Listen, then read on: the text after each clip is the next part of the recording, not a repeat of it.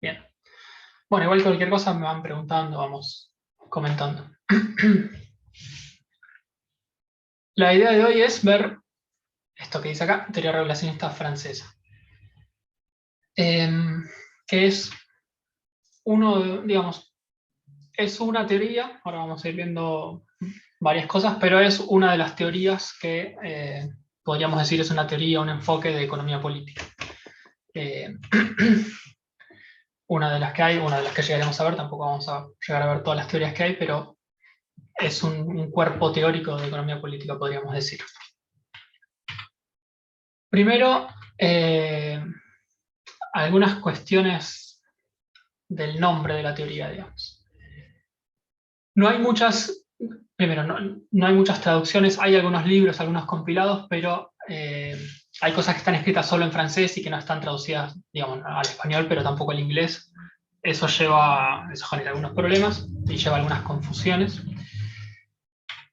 Sobre todo en el significado de la palabra regulación, que es por donde quiero arrancar, tenemos estos dos significados distintos. Esto está en francés porque la teoría es francesa, justamente. Pero, digamos, sería regulación y reglamentación, podríamos decir. En general, cuando uno escucha regulación, lo primero que se le viene a la cabeza es lo que significa la reglamentación más que la regulación.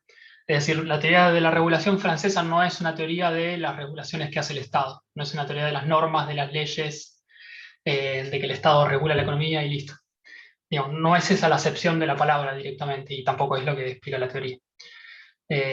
Arranco por acá porque es una confusión muy común, digamos. Esa en todo caso es la acepción de la palabra que en el francés es así, que es reglamentación, vendría a ser que es una intervención de alguna entidad, del Estado, etc.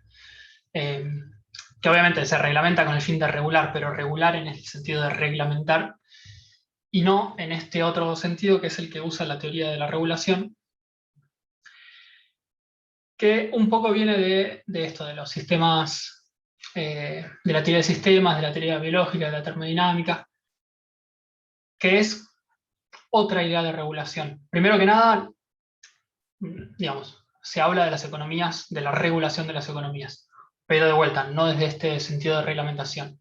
De hecho, desde esta teoría no es que necesariamente el Estado regula la economía o una entidad en particular regula la economía, sino que la economía más bien se regula o tiene una forma de regularse, un modo de regulación, pero que no necesariamente es direccionada por alguien, digamos, por el Estado, por ejemplo. Eh, sino que es una palabra, digamos, de hecho esta es la acepción directamente regulacionista, la conjunción de un... El resto está en español, pero estas cosas las tenía justo en inglés. La conjunción de una serie de mecanismos que sostienen y mantienen y reproducen el capitalismo. De la misma manera que en biología, digamos, por ejemplo, un ecosistema se regula, ¿sí? Se regula solo. ¿En qué sentido se regula un ecosistema? Bueno, si hay muchos animales de un cierto tipo, después al año siguiente habrá muchos predadores de esos animales y van a controlar esa superpoblación. Y después va a haber un montón de predadores y como se comieron a todas las presas, se van a empezar a morir los otros, los depredadores, y más o menos se van estabilizando las poblaciones. En general, cuando un ecosistema está más o menos funcionando bien, digamos, se va autorregulando, por así decirlo. Eh, Tampoco es que esto sea una concepción biologicista o evolucionista de la economía, pero es esa idea de regulación, o la idea de una idea de calibración, podríamos decir, de la economía. Ahora vamos a ir viendo en detalle en un rato, pero del funcionamiento, digamos, de qué conjunciones de variables y en qué parámetros dan determinados resultados económicos, macroeconómicos, sociales, bueno, también políticos y demás. A eso se refiere, digamos, la palabra regulación en este sentido. A un montón de...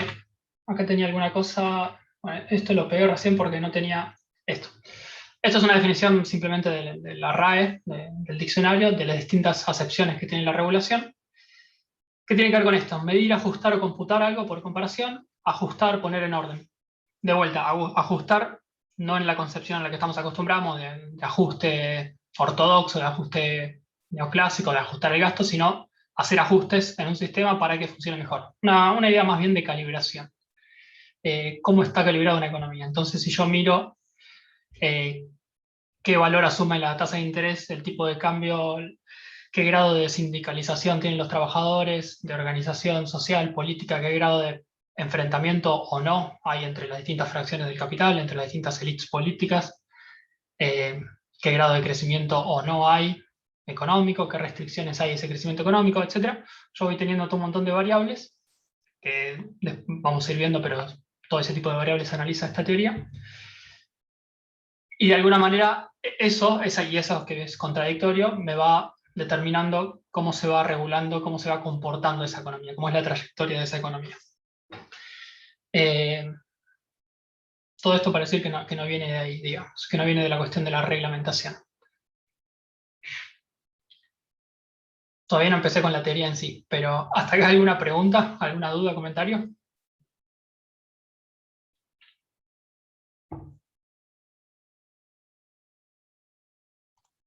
Yo, Panqui, porque justo cuando me habías arrancado estaba agarrando el mate y escuché medio cosas medio, medio por arriba.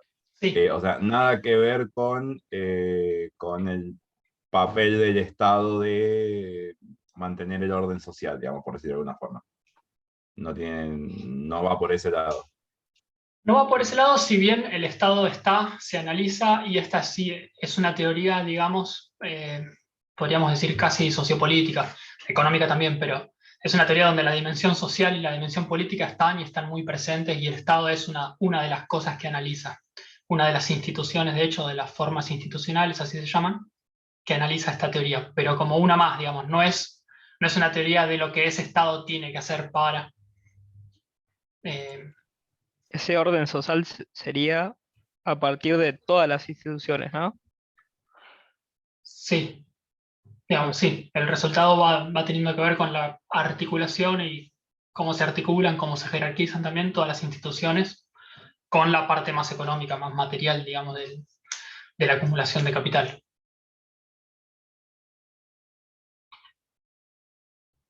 Perfecto. Bien. Yo porque esto es la primera confusión muy común es con a qué se refiere el tema de la regulación, digamos. Pero, de nuevo, no es una teoría que dice cómo el Estado tiene que regular, no sé, los monopolios, nada que ver con eso. Y una cuestión, esto es algo que traje recién, pero no es para que lo lean entero, simplemente para diferenciar la cuestión del equilibrio. Digamos, el concepto de regulación, podríamos decir que se opone, o es lo que esta teoría propone como alternativa al concepto de equilibrio. No como antítesis, sino como un concepto distinto, mejor, digamos, superador, a usar que la noción más bien neoclásica del equilibrio. Sobre todo el equilibrio estático. Dice, bueno, esta teoría analiza los procesos dinámicos que reducen los desequilibrios constantemente causados por la acumulación de capital. Ustedes saben, ya vimos marxismo, y esta teoría está muy anclada en el marxismo, que la acumulación de capital, la economía capitalista es contradictoria intrínsecamente. Funciona siempre de forma contradictoria. Por lo tanto, bueno, obviamente que nunca está en equilibrio, pero por eso es que proponen este concepto de regulación, como esta cuestión de ajustes dinámicos, diarios, digamos, continuos, que van más o menos reduciendo los desequilibrios, o no, digo, a veces no necesariamente se reducen los desequilibrios, a veces la dinámica de la economía es simplemente inestable y conflictiva, no necesariamente es regular y estabilizada. Y además, bueno, el rol de las instituciones que tienen en codificar los equilibrios, en asegurar los equilibrios, que eso lo vamos a ir viendo en un rato. Pero quería ver esa cuestión primero.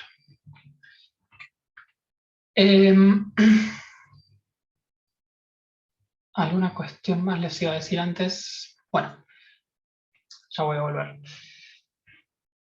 Cuestiones del contexto en el que surge esta teoría. Este es un mapa de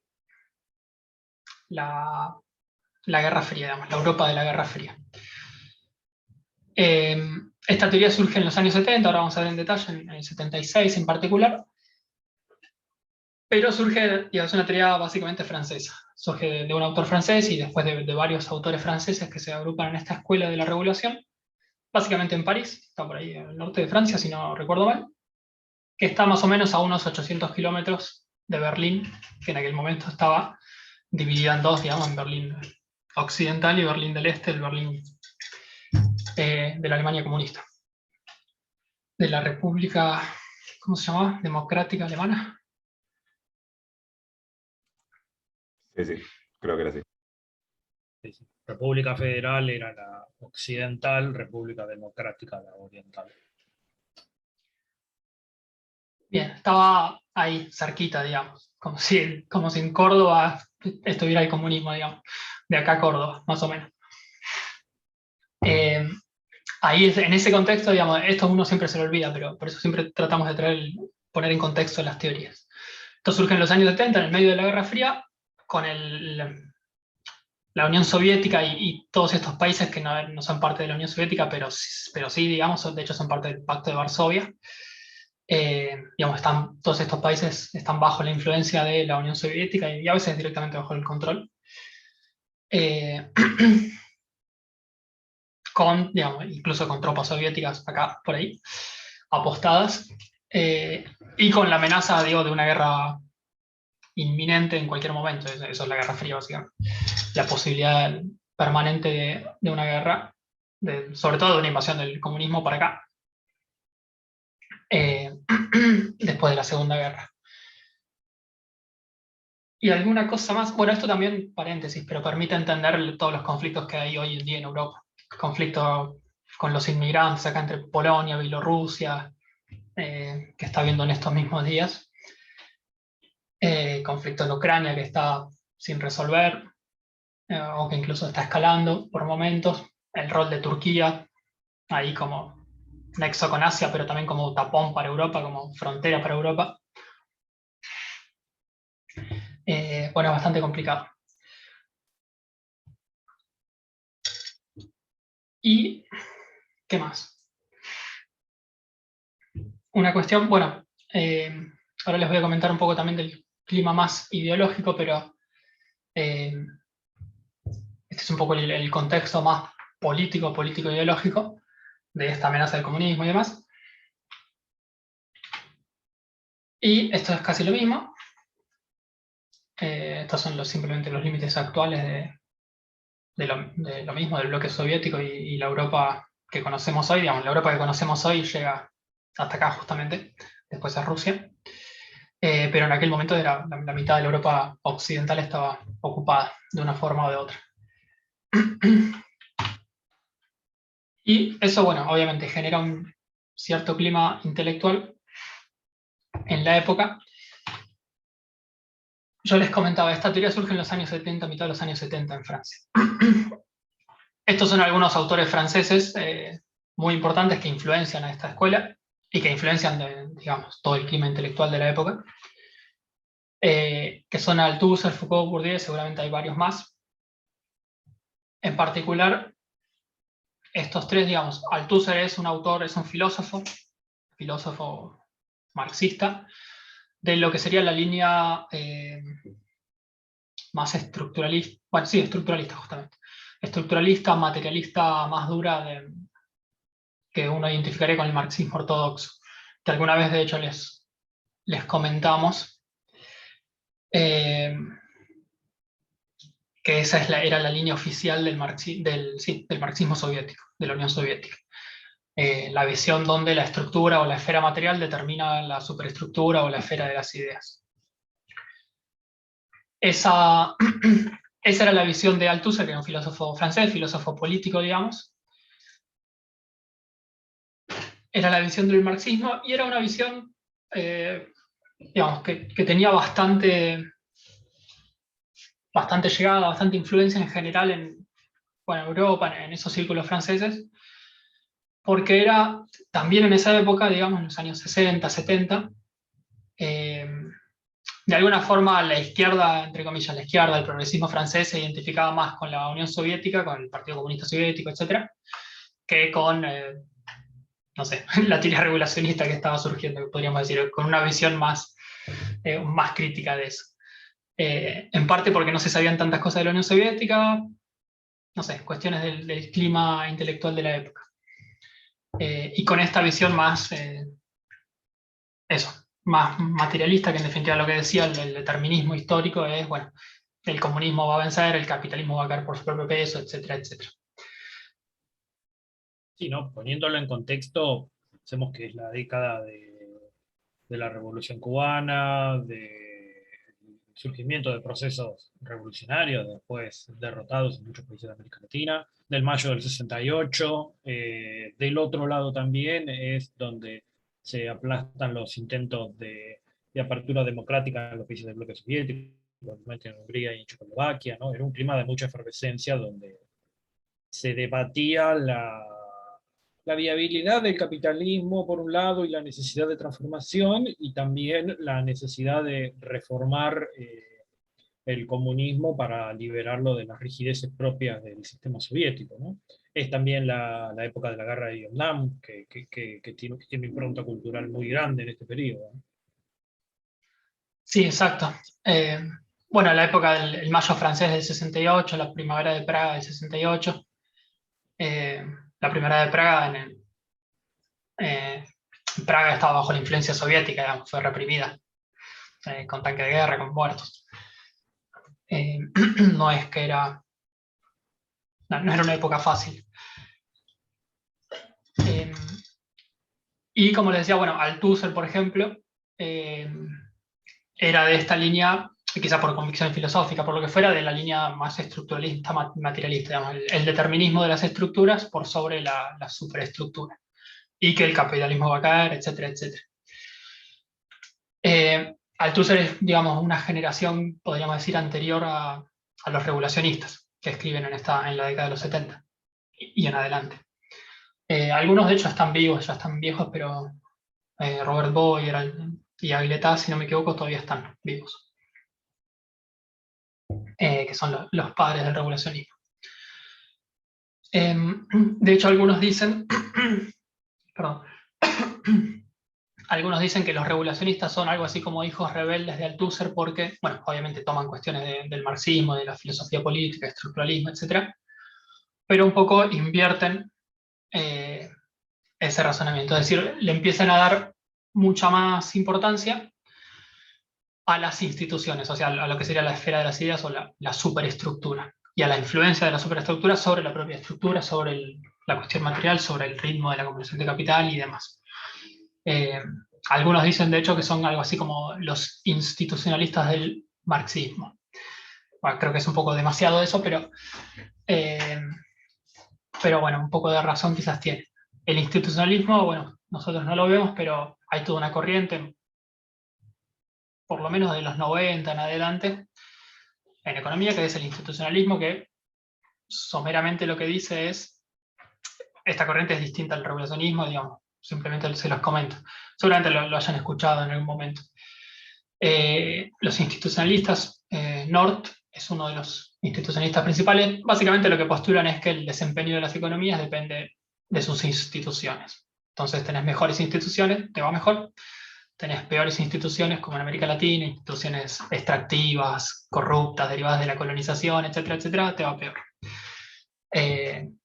Obviamente, creo que es una aplicación incompleta de la teoría, y creo que la teoría no explica muy completamente muchas cosas, pero esa teoría se popularizó en los 90, incluso la tomó un poco como agenda el FMI y las instituciones financieras internacionales. Entonces, a principios de los 90 habían venido, bueno, América Latina y demás, a proponer reformas económicas, estructurales, y después la segunda ola de reformas, en la segunda mitad de los 90 sobre todo, cuando esas reformas del FMI de principios de los 90 no funcionaron, tomaron este marco teórico, el marco teórico institucionalista, no el revolucionista, y dijeron, bueno, en realidad esto no funcionó porque las instituciones no cambiaron, entonces hay que hacer reformas políticas, sindicales, laborales, etc. Reformar las instituciones. Cada tanto salen los diarios, ustedes habrán visto estos enfoques explícitamente o implícitamente que dicen, bueno, a los países que le va mal porque tienen malas instituciones. Eso es lo que se llama institucionalismo, que después fue reformándose. Ahora existe el neoinstitucionalismo, que es una versión reformada de eso, que tiene en cuenta algunas cuestiones un poco más estructurales, más que ver con el poder y la dotación inicial de recursos, pero eso es, digamos, viene más de lo que sería el mundo neoclásico. Sería la forma en que el mundo neoclásico ha tomado en cuenta que las instituciones existen y el rol que tienen. Por eso, en definitiva, por eso les decía que hay quienes dicen que los regulacionistas son los institucionalistas del marxismo. Al menos sí, obviamente le dan mucha importancia a las instituciones y también a las estructuras, digamos, a ambas cosas. Pero bueno, en este debate entre la esfera material y la superestructura, tampoco es que voy a decir que le dan más importancia a las instituciones que a la esfera material, sino a las dos cosas en una relación dialéctica, como hemos hablado nosotros en muchas clases anteriores, digamos. Y a veces podrá tener mayor preeminencia una sobre la otra y a veces al revés, digamos, según el momento histórico y las condiciones de contexto.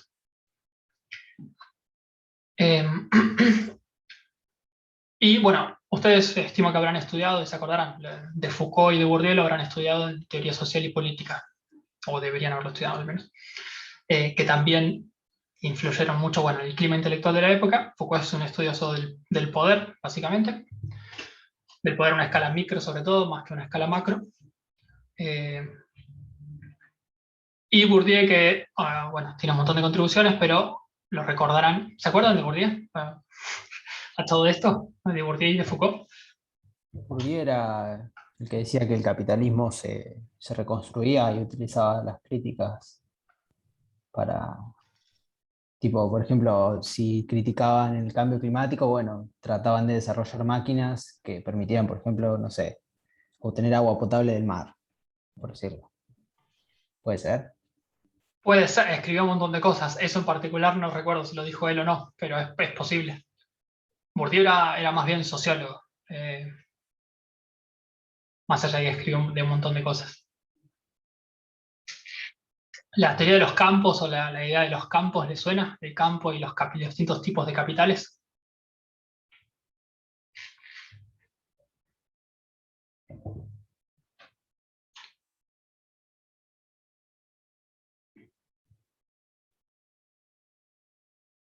¿No?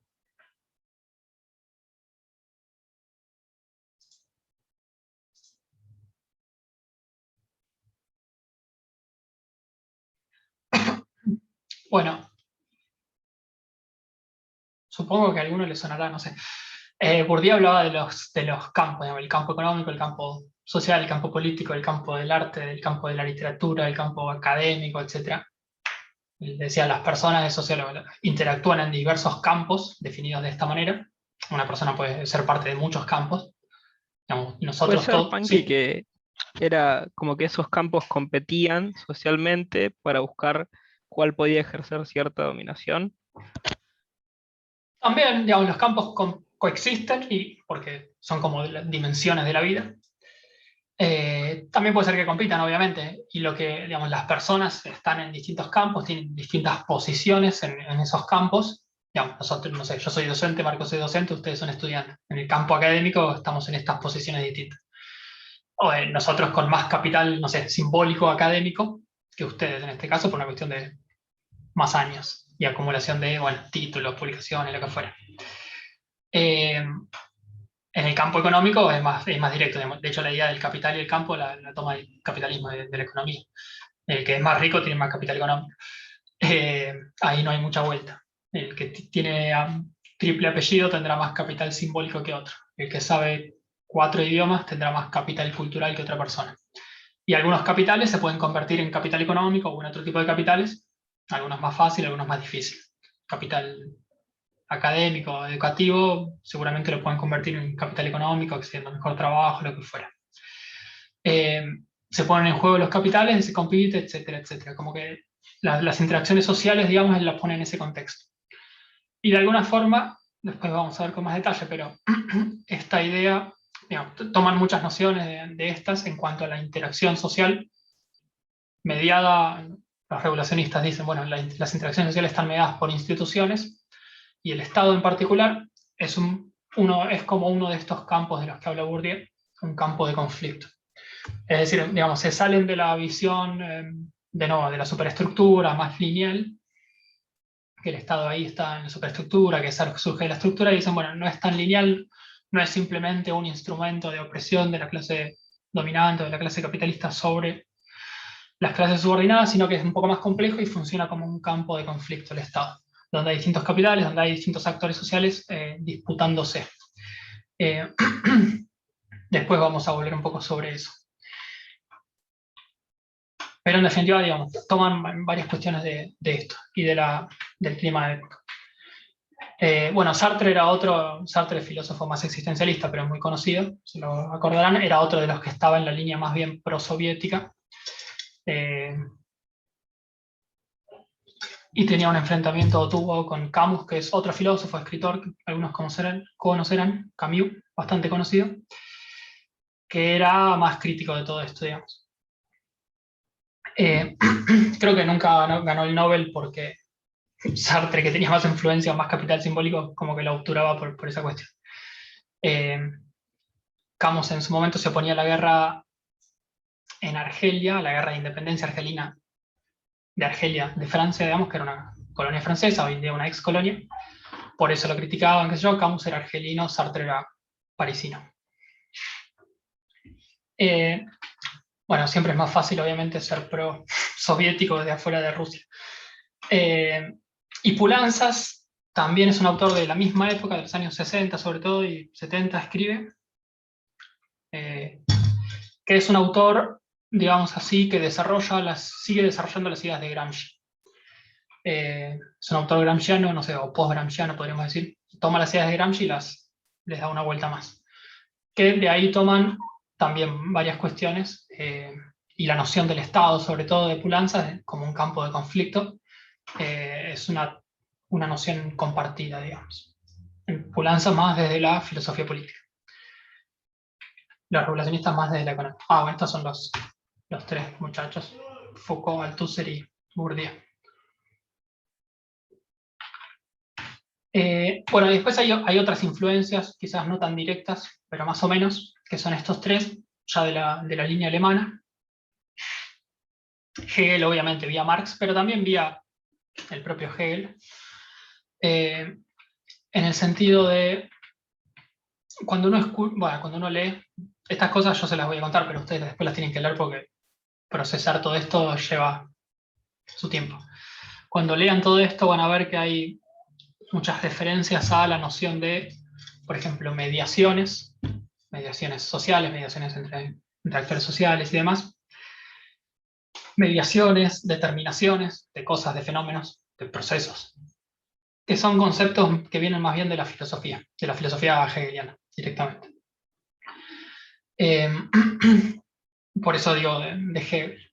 Y después también, bueno, List y Max Weber son dos. Max Weber nosotros lo conocemos como sociólogo, pero en esa época no estaban separadas las disciplinas, no tanto. Lo que hacía era más bien lo que también hoy podríamos llamar economía política. O sea, un análisis sociopolítico económico. De hecho, uno de sus textos es sobre el origen del capitalismo.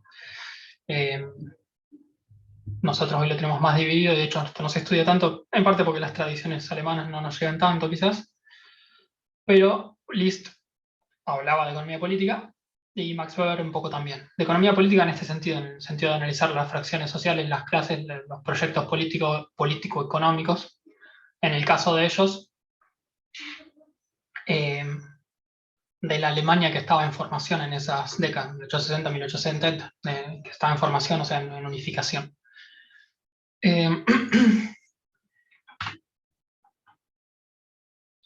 Eso, digamos. Tenemos como quizás tres tradiciones en el pensamiento. La tradición inglesa es la que a nosotros más nos llega, por lo menos por economía, la tradición más liberal. Smith, Ricardo y demás, por el lado económico, y por el lado político, John Locke, los liberales políticos, o la filosofía política liberal, mejor dicho. Pero bueno, después existe en economía política, esta tradición, que es la tradición más alemana, bueno, Marx obviamente, y la tradición francesa que viene un poco más de acá, como para ubicar en qué tradición de pensamiento estamos. Y en algunas cosas esta tradición francesa tiene paralelismos, digamos, si uno lee, con estos autores más alemanes.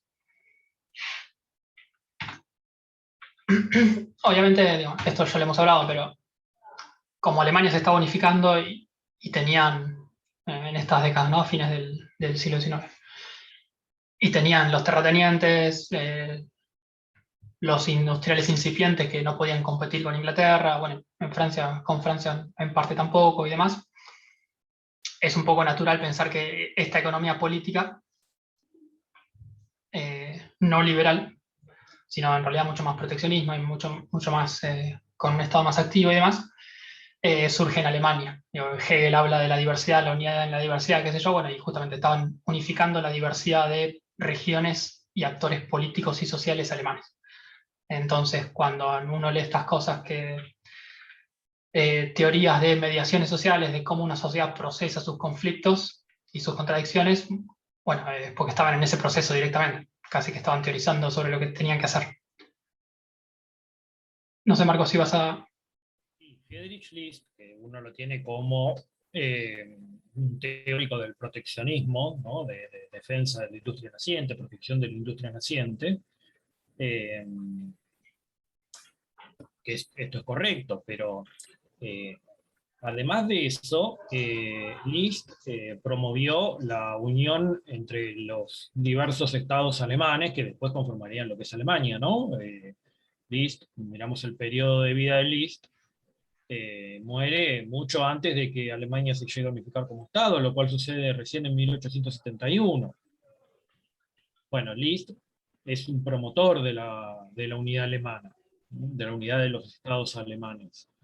Promueve la unidad aduanera como paso previo a la unidad política y libre comercio al interior de las fronteras alemanas y protección hacia afuera de las fronteras alemanas con respecto a la industria extranjera, en particular, por supuesto, la industria británica, que era una gran competidora de la burguesía industrial naciente que vivía en Alemania, en Prusia, más concretamente. Alemania como Estado unificado todavía no existía, si bien existía la idea, la noción. Algo parecido pasa en Italia, ¿no? Italia, así como Alemania, significa en torno de Prusia, que era el estado más desarrollado dentro de los estados alemanes en ese momento. Italia significa en torno del Piemonte, era el estado más desarrollado en ese momento, el estado donde estaba la burguesía industrial más incipiente.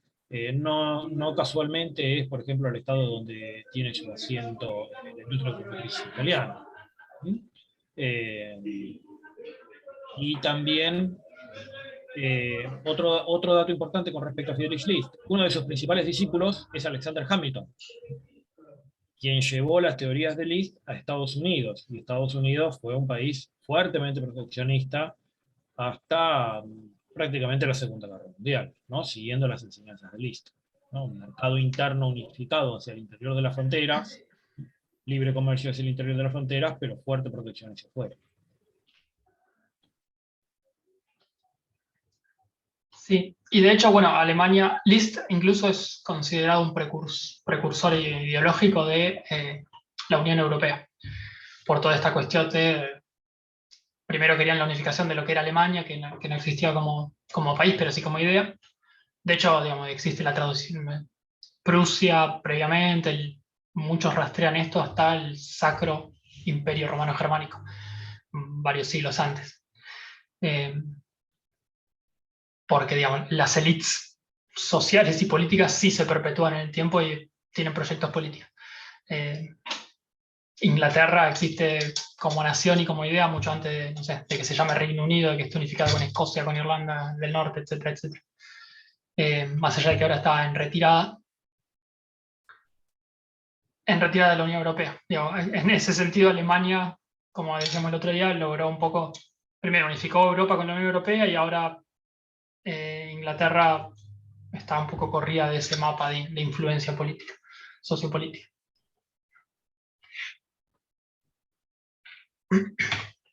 Claro, o sea, el Sacro Imperio Romano Germánico, que surge a inicios de la Baja Edad Media, fue destruido con la Guerra de los 30 años, ¿no? 1618-1648. A partir de ahí existían las regiones que habían formado parte del Sacro Imperio Romano Germánico, el ideal de volver a una unidad. Porque había una unidad cultural, lingüística, habían formado parte del mismo reino. Bueno, ese ideal de volver a una unidad se logra recién en 1871, en torno del proyecto encarnado por Prusia, que era el estado más grande, más importante, más desarrollado de todos los que habían conformado en su momento el Sacro Imperio Romano Germánico. En rivalidad con Austria, que era otro de los estados que formaban parte del Sacro Imperio Romano Germánico. Durante el siglo XVIII y con más intensidad durante el siglo XIX hay una disputa en torno de Prusia y Austria a ver cuál es el estado que hegemoniza la unidad alemana, que era un proyecto que existía. Un proyecto de las élites alemanas, que se fue conformando a lo largo del tiempo, y uno de los pasos más importantes en la conformación del proceso de unidad alemana es la unidad aduanera propuesta por Friedrich List.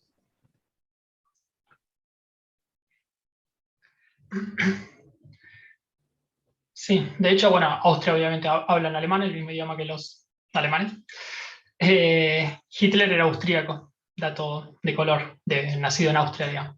Pero para ellos era un poco todo medio lo mismo, y tanto Austria como República Checa, si yo no me equivoco, fueron países que ocupó el ejército alemán, bueno, ahí cuando empezó mejor dicho, antes de que empiece la Segunda Guerra, justamente.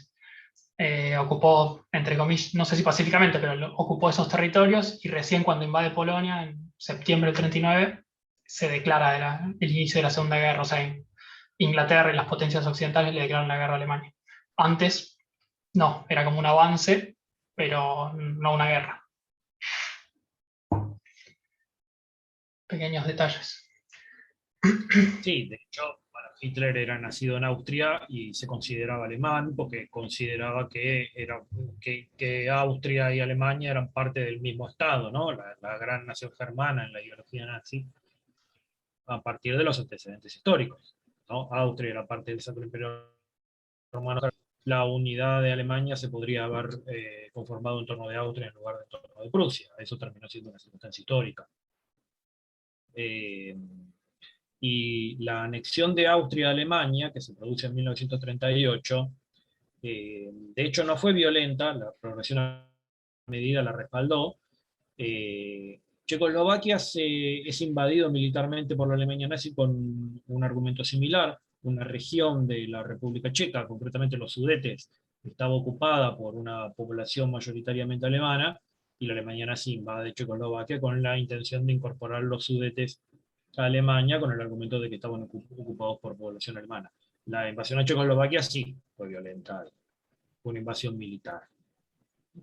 La invasión a Austria fue relativamente consensuado por buena parte de la población austríaca.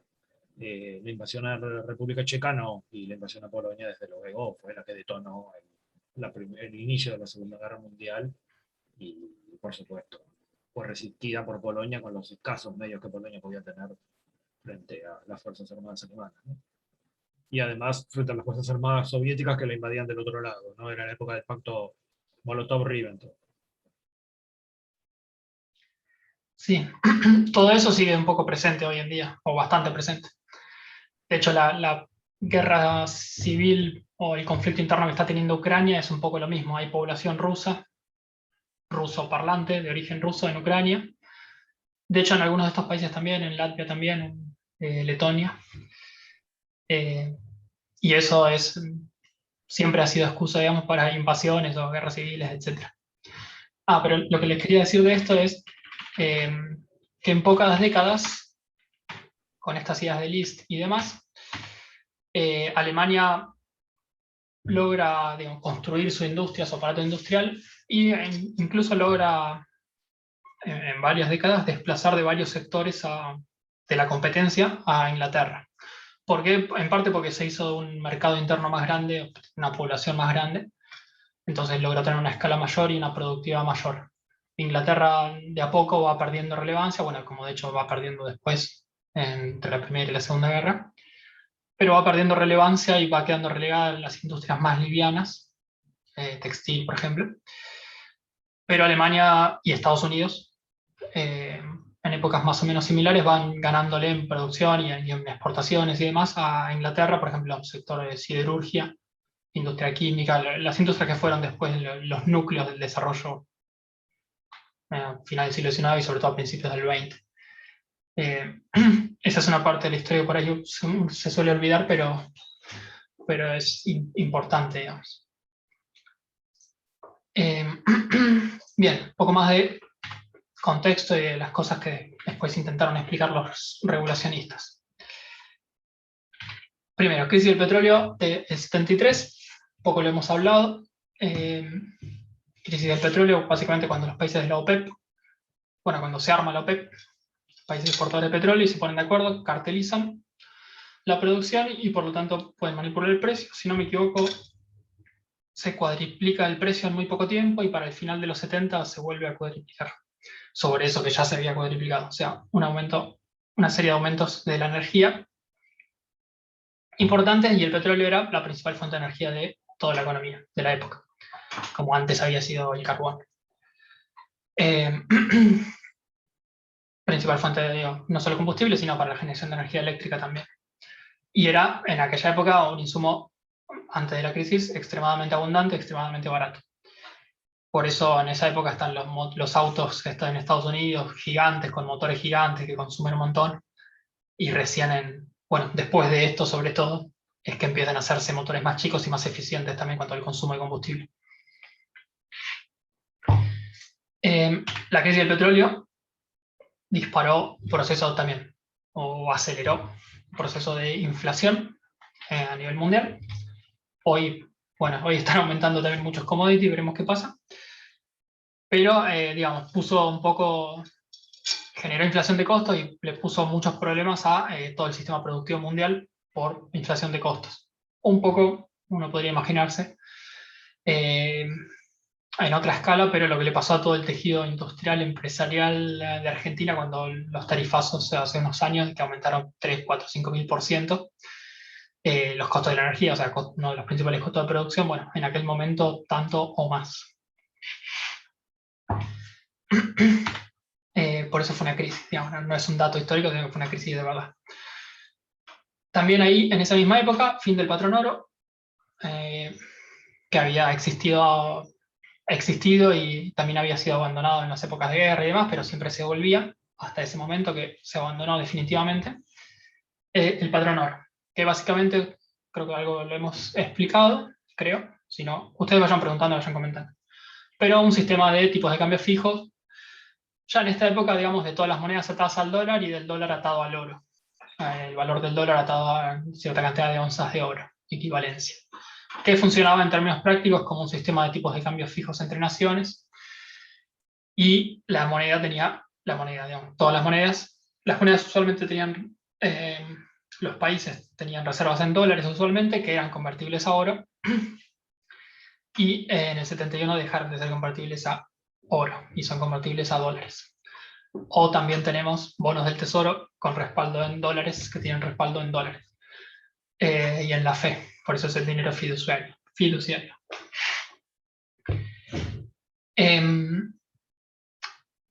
Bueno, después podemos hablar bastante, pero en toda esta época el sistema de patrón oro también en general lo que generó mucho en el siglo XIX y en parte de este siglo también fue, digamos, al ser un sistema, podríamos decir, como de tipo de cambio fijo, es un sistema bastante deflacionario. Es decir, hay una tendencia a la deflación, no a la inflación.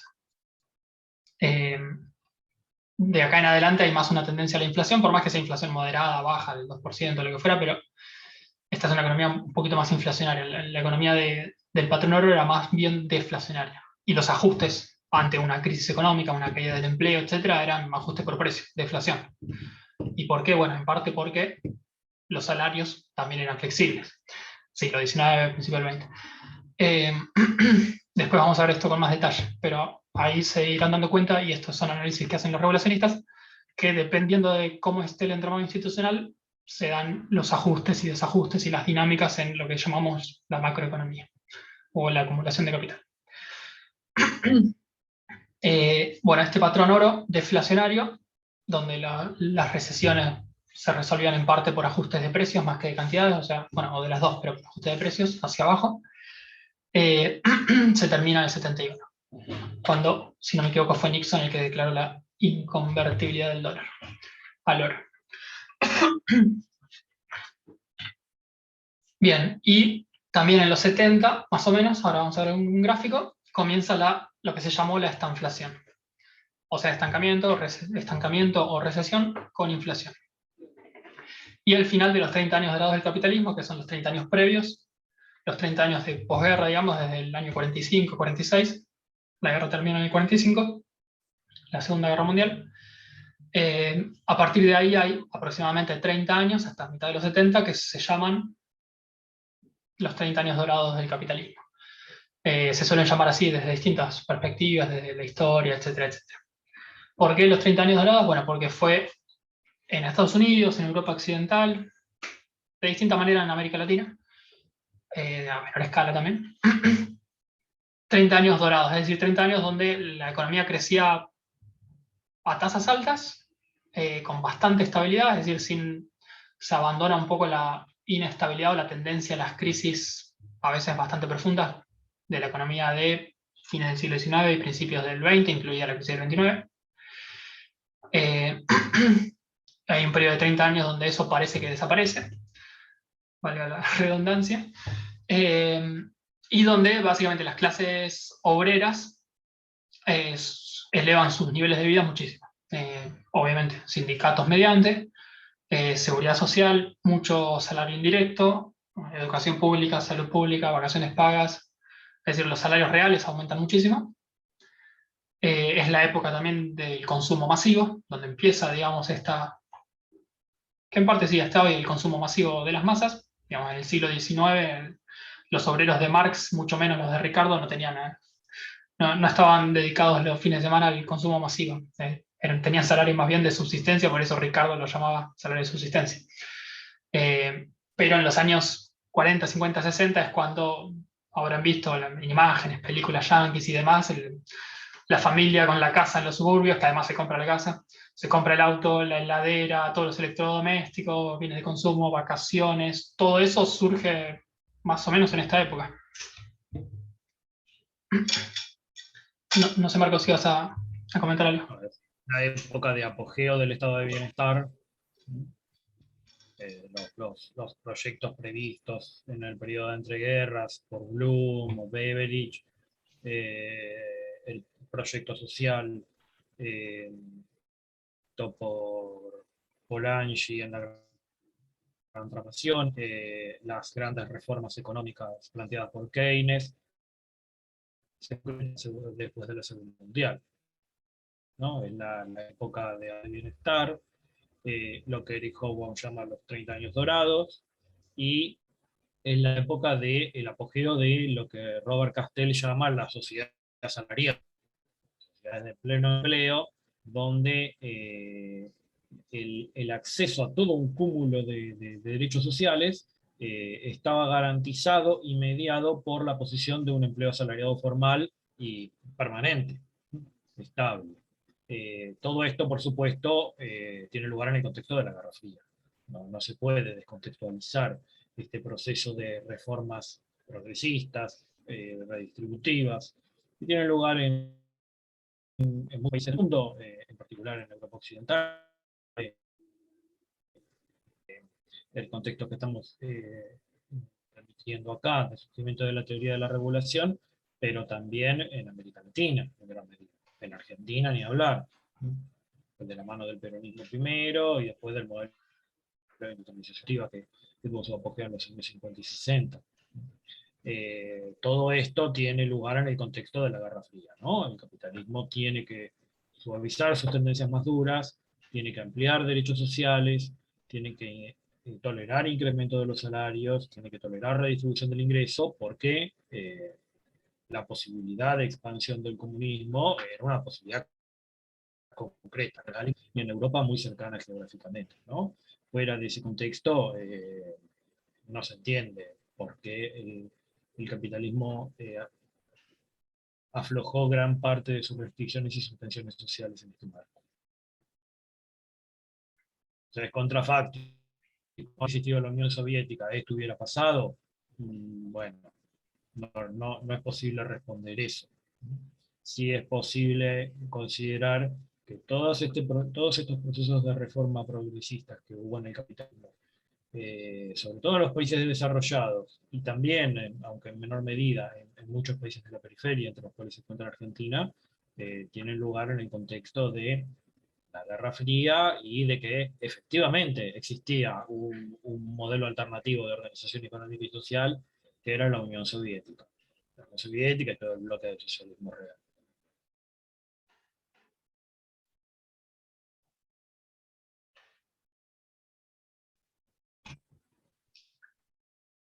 Sí.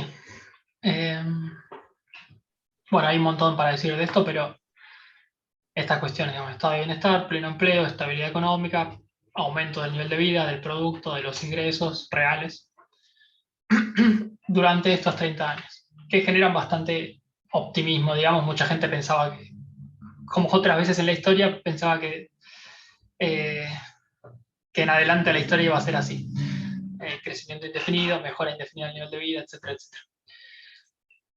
Y cuando viene la crisis del petróleo, el fin del patrón oro, empieza esta inflación, digamos, cuando empieza a terminarse todo eso, que además acá hay un debate histórico, que es si esto ya se había agotado, si se termina por por cambios más exógenos también.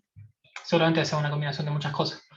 La crisis del petróleo acá no está, pero en esta época es cuando empieza justamente la deslocalización de la producción de Estados Unidos y Occidente hacia el sudeste asiático. Algunas cosas habían empezado antes, digamos, años 50, 60, entre lo que habíamos hablado de Japón primero y Corea después, que empiezan a industrializarse, primero industrias livianas, después más pesadas, más complejas. Y después, bueno, en el 78 es donde China empieza su apertura, para empezar. Periodo también de los años 50 y 60 es un periodo de apogeo y de relativo crecimiento del movimiento de los no alineados. Tiene uno de sus puntos cúlmines en la conferencia de Bandung, que es Bandung en Indonesia. Hay una conferencia, tiene lugar la conferencia de los países no alineados, donde es en los años 50 esto, donde muchos líderes de países del tercer mundo plantean la necesidad del desarrollo autónomo del tercer mundo y una cooperación entre países del llamado tercer mundo que les permitiera liberarse de las opciones cerradas que planteaban tanto el capitalismo sajón europeo occidental con su impronta imperialista y el socialismo soviético. Dentro de todo ese movimiento tercermundista es que muchos autores incluyen al peronismo, a la revolución cubana en sus fases iniciales, el movimiento de Gamal Abdel Nasser en Egipto, que recupera el canal de Suez, el movimiento de Gaddafi en Libia, y muchos otros, la guerra de Vietnam, el intento de Vietnam de liberarse de la presencia norteamericana, cosa que bueno, al final se logra. Todos esos movimientos de intentos de autonomía política y económica en el tercer mundo, o el movimiento en Angola con Patrick Lumumba, la guerra de liberación francés, mencionar muchos ejemplos más. Bueno, todo esto implica todo un movimiento internacional de intentos incipientes de articulación de países del tercer mundo que pretendían lograr un desarrollo económico y político autónomo, independientemente de los dos imperialismos, ¿no? El soviético y el norteamericano.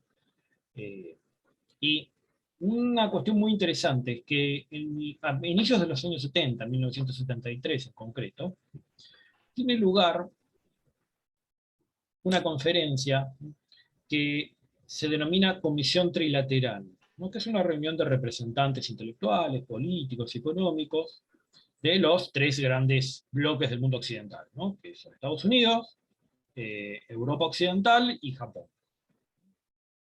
Y en esos documentos lo que se plantea, Noam Chomsky ha escrito mucho sobre esto, lo que se plantea es que la verdadera amenaza a la hegemonía del capitalismo no es tanto la Unión Soviética, que ya daba algunos signos de estancamiento, sino el desarrollo autónomo del tercer mundo.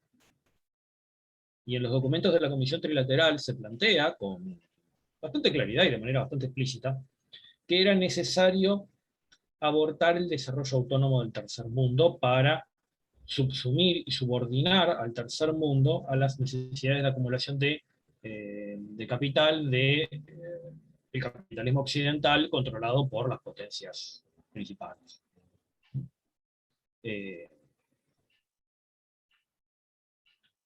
Esto es muy interesante y tiene toda la secuencia de golpes de Estado que hay en América Latina se enmarca en esa lógica. No tanto en la lógica de la Guerra Fría y de tener el comunismo, sino el de abortar cualquier intento de autonomía de los países no alineados.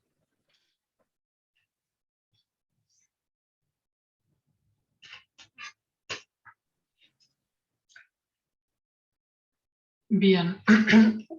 Entonces, volviendo a esta época, la estanflación, este estancamiento económico e inflación que no había sido, digamos, común en esos 30 años previos, generan cuestionamientos de la teoría keynesiana, que la teoría keynesiana durante esos 30 años se había convertido de alguna forma en una especie de mainstream económico. La teoría keynesiana o la síntesis neoclásica, bueno, pero por lo menos una parte de las ideas de Keynes se había convertido más en la corriente principal de la economía. Y justamente en los años 70 es cuando, desde distintos lugares, desde el monetarismo, por ejemplo, surge con fuerza las ideas más monetaristas. Después, de hecho, no es casualidad que en los 80 se aplican políticas directamente neoliberales, digamos, es el origen del neoliberalismo. En Estados Unidos con las políticas de Ronald Reagan, que hace política monetaria muy contractiva, sube las tasas de interés hasta, creo que como 18%, las tasas de la Fed. Thatcher en Inglaterra, y un poquito antes el experimento, justamente el primer experimento, que es el de Pinochet en Chile, gobierno dictatorial. De donde Milton Friedman, si yo no me equivoco, fue asesor o asesor indirecto, y algunos de sus discípulos fueron participantes más directos, asesorando al gobierno de Pinochet. Gobierno, o sea, la dictadura de Pinochet. Bien. Y Friedman era asesor de Reagan también. No recuerdo, pero sí, seguramente. Las Yo no políticas de tenía Reagan eran las que proponían ellos. Digamos, es interesante también lo de Reagan, porque era monetarista y todo, pero Reagan hizo política monetaria contractiva, muy contractiva, pero hizo política fiscal expansiva en simultáneo, que no es tan... y agrandó el déficit, digamos, financiado con bonos de deuda, agrandó el déficit muchísimo, el déficit fiscal. Así que no sé si están... Digamos, siempre de la teoría a la práctica vieron que hay una diferencia.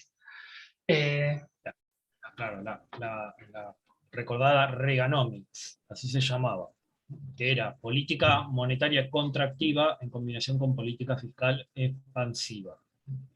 Lo cual profundizó el déficit fiscal norteamericano a niveles descomunales, cosa que, tratándose de Estados Unidos, no importa porque tienen un margen de maniobra que no tienen otros países, y elevó la tasa de interés internacional a niveles cercanos al 20%, 18%, llegó a la tasa de interés internacional. Con lo cual a América Latina, que en ese momento estaba endeudada en moneda extranjera a tasa variable, la hundió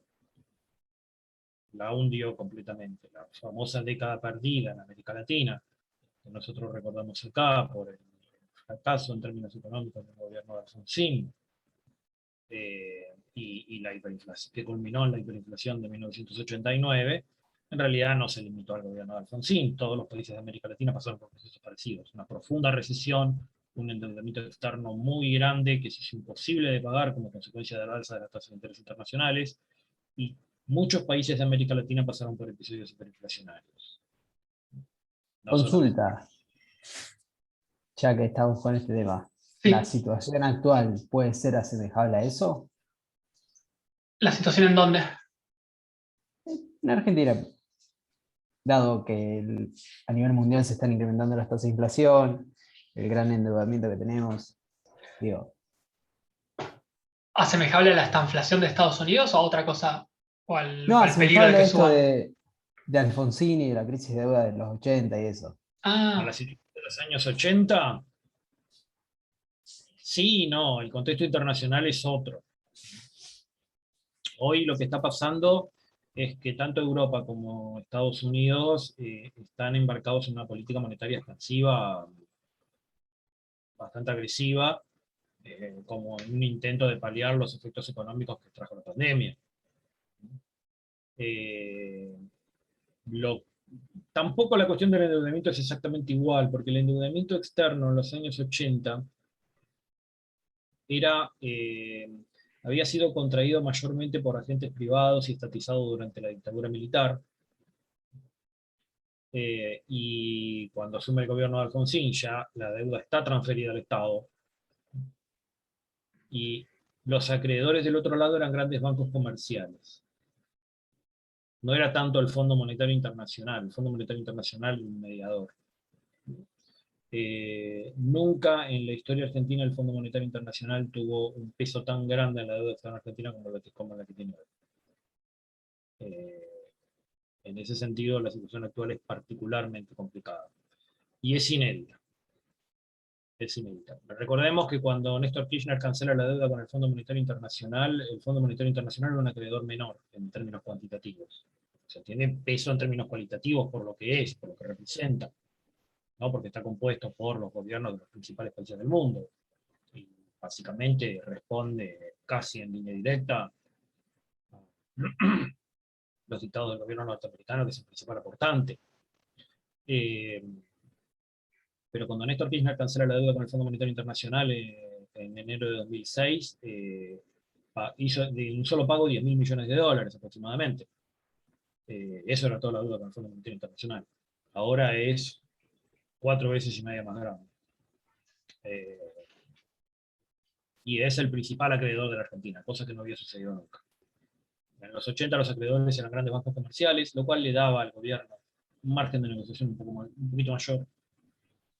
Y cuando se producen las grandes reestructuraciones de deuda de 2005 y 2010, los acreedores eran bonistas con relativamente poca capacidad de presión. O sea, eran un acreedor fácil, entre comillas, podríamos decir. Ahora no. Ahora no. El FMI es el peor acreedor que puede llegar a tener. Con lo cual la situación actual es bastante inédita y muy, muy complicada. Realmente. Y aparte la deuda se tomó con un cronograma de pagos absolutamente delirante. Pensemos que el mes que viene, en diciembre de 2021, vencen $19.000 millones. Si Argentina paga eso, bueno, entramos en una situación de crisis descomunal. Imaginemos el saldo devaluatorio que habría frente a un desembolso de semejante magnitud con consecuencias económicas y sociales que se tendría. Es algo imposible de sobrellevar. Por eso el tema de la negociación con el Fondo Monetario en este momento es tan urgente y tan relevante. En algunos aspectos hay ciertas similitudes. Desde que comenzó el proceso de endeudamiento externo en Argentina a partir de la reforma financiera de 1977 en plena dictadura militar, la dinámica de la deuda externa argentina tuvo siempre el mismo destino, que fue fuga de capitales. Siempre, pero absolutamente siempre. La deuda externa argentina se toma para financiar fuga de capitales. Fue así durante la dictadura militar, fue así durante los 90, fue así durante el gobierno de Macri. siempre es para eso. Nunca la deuda externa argentina se tomó para equilibrar ni la balanza de pagos, no, nada de eso. Y esto es bastante claro y bastante indiscutible, porque si uno mira fuentes de datos oficiales, eso está en en el balance cambiario del Banco Central, en los registros de las grandes cuentas macroeconómicas, eso se ve claramente. Con lo cual esto habla de otra cosa también, ¿no? Las clases dominantes argentinas tienen una estrategia de acumulación que tiene en la fuga de capitales una palanca central. Y ahí tenemos otro problema de orden sociopolítico, que es una particularidad argentina. Ahí se entiende, por ejemplo, la inflación persistente de la Argentina y otros, la inestabilidad política y otras cuestiones más que, bueno, exceden un poco a lo que estamos hablando en la clase, ¿no? Hoy la tasa de interés es relativamente baja en términos internacionales. Sin Por embargo, suerte. la tasa que tiene que afrontar Argentina es comparativamente muy alta. No es la de los 80. No es la de los 80. Y otra cuestión, el gobierno de Alfonsín padeció la deuda externa, pero no la contrajo. Durante el gobierno de Alfonsín la deuda externa no subió.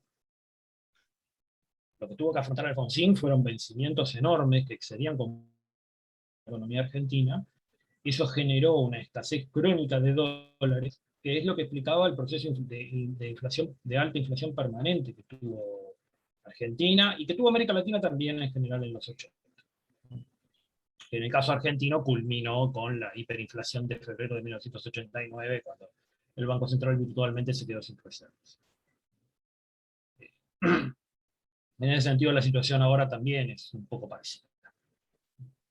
La inflación que padeció la Argentina durante el gobierno de Macri fue principalmente cambiaria. Y la actual es un mix de inflación cambiaria y puja distributiva. En algunos aspectos hay cierta continuidad, que reflejan cuestiones estructurales del país y de la región. Algunas cuestiones, sobre todo del contexto internacional, son muy distintas. La política actual tiene algunas semejanzas con la de la Guerra Fría, pero también tiene diferencias sustanciales. Tiene diferencias sustanciales. Y bueno, hoy hay una potencia emergente, que es China, que tiene un respaldo militar muy importante en su alianza con Rusia. Eso hace que el bloque angloatlántico, que es básicamente América del Norte e Inglaterra, junto con los restos del Commonwealth, esté en una situación de retroceso relativo, no de retroceso en términos absolutos, porque nadie piensa que Estados Unidos va a desaparecer o va a perder poder, pero sí está en una situación de retroceso relativo. El hecho de que Estados Unidos se haya retirado de Afganistán, por ejemplo, es un claro indicio de eso. Ya en el centro de Asia, Estados Unidos ha perdido presencia, está replegándose ante el avance económico y geopolítico de China, y lo que le queda es América Latina. Y muchas de las tensiones que nosotros vemos en la política argentina interna son el reflejo, la proyección sobre nuestro país de esa situación geopolítica particular. Si ustedes, no sé si habrán leído o habrán escuchado las declaraciones del embajador recientemente nombrado por Biden para la Argentina. Expresamente, entre otros pedidos, dijo que sería bueno que el gobierno argentino contenga el avance de China sobre la región. Ya lo dicen abiertamente. China está en un proceso de ascenso en todos los aspectos, que yo creo que por el momento es imparable y va a ser imparable por un par de décadas más, por lo menos. Estamos en un proceso de transición del eje de poder mundial desde Estados Unidos hacia Asia, particularmente con el eje chino-ruso, que explica gran parte de las tensiones geopolíticas mundiales actuales, y eso tiene su proyección sobre la política regional y la política interna. América Latina es una región en disputa entre grandes bloques de poder globales y eso atraviesa la política interna de manera bastante clara.